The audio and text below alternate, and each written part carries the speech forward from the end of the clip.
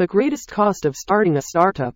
I have been following a lot of makers, investors, startup blogs, and webinars and noticed that this topic is highly underspoken.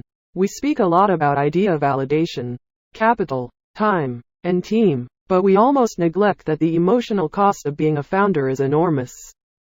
Before picking up a project, we know precisely how much capital we can input until we are bankrupt or how many hours per day we can input into it. But do we know how much emotional capital we have in reserve? This topic should be well researched by everyone thinking about becoming a founder. Following is the list of main takeaways I got from my research. Point 1. It is incredibly lonely to be a founder. Be prepared. It is not just about the fact that you probably won't have an active team, but also that people around you may not understand what you're going through or what you are doing at all. Point 2. One of the best ways to not feel so lonely is to interact with other founders actively. Point 3. Don't make a crucial mistake and create an expectation that it will be a quick win. It is rarely a quick win. The first accomplishment will come in rapid fire, but then it will stagnate. Most of the time, you will be waiting for wins. Point 4. Just like you don't expect to graduate from university in a few months, don't expect to have a successful business in a few months. It takes time. Point 5. Don't expect that your startup will fund you in the short term. Be prepared that it can consume your savings. If you are not prepared for that, don't start it. Point 6. Be ready that people around you may not be as supportive as you expect. Sometimes it is hard for your friends and family to understand why you are working 60+ hours a week for no money. Point 7. Try to be upfront with people around you about your decision. Prepare them that you will be extra busy with work and probably eat up your savings, but ask them to trust you. Point 8. We need to recognize the fact that it is super hard to be a founder. It is not for everyone. Sometimes, it is much better to have stable 9-to-5 work than to take the risk of creating a startup. Edit. Few people ask me where this info comes from. Following are the resources I used to create this. 1. Managing your emotions by link. 2. Startup founder link. 3. Emotional cost of being startup founder by link. Loneliness is a choice. It is a direct result of your own actions.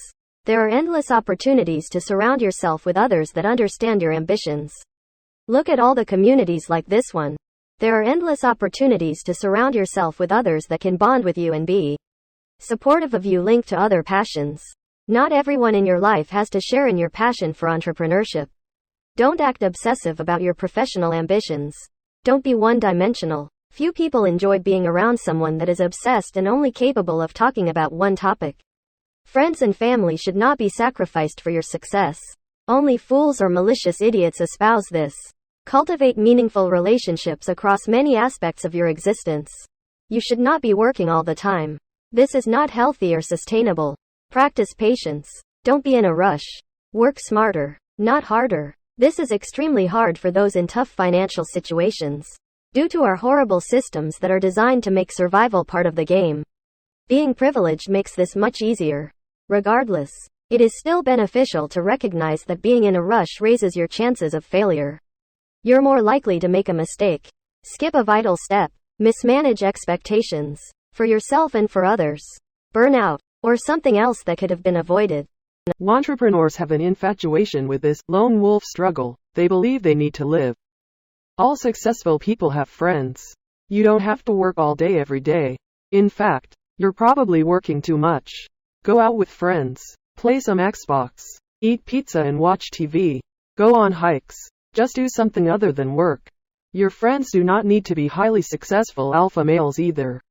Your normal friends are just fine. Friendships are for getting away from work and having some fun. There is a whole industry around advice to startups, founders that is like reading articles in Teen Vogue. None of this is necessarily true. I've known founders and know business owners that don't go through any of this. This is all tech startup BS. That's very good advice. I would almost add, be ready to lose yourself over that. If you're 100% dedicated to your business, which, most of the times, you need to be, it means you're not dedicated to your love life and it will suffer. I'm not saying you will 100% lose yourself or be single for a long time, but it's definitely going to put a huge pressure on it, and if it's not solid, or most importantly, If the other one doesn't get your mindset, it will fail. I'm an entrepreneur and I'm in a relationship with one.